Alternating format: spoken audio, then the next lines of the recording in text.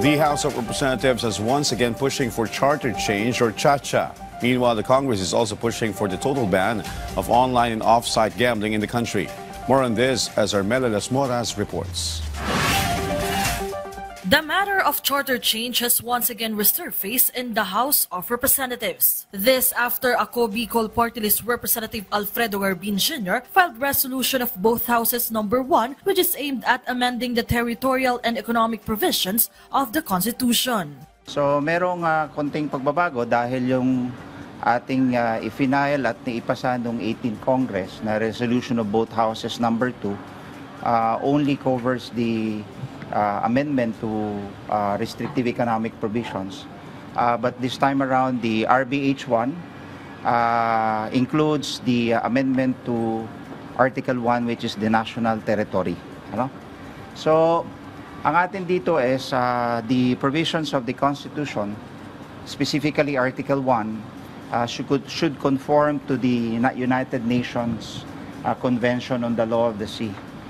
According to Garbin, in order for the country to achieve greater progress, it is truly necessary to amend our Constitution. He said political provisions are not included in his RBH 1, so he hopes that the passage of this measure will finally move forward. Lahat pinagbubunyi yung panalo ng arbitral tribunal case, di ba?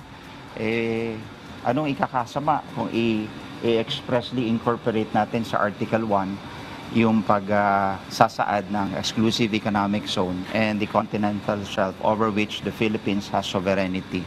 It is always the right time to do the right thing. Walang ibang timing ang paggawa ng tama. Palaging tama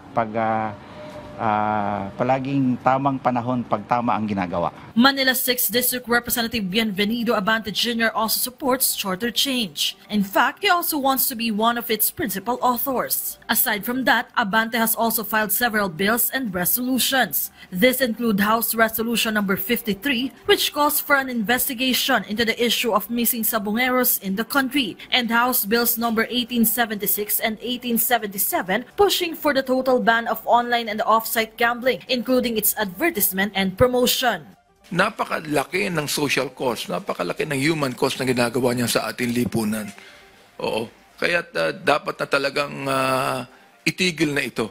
On the side of the Senate, Senator Raffy Tulfo is also among those pushing to ban online gambling, which he even described as an epidemic.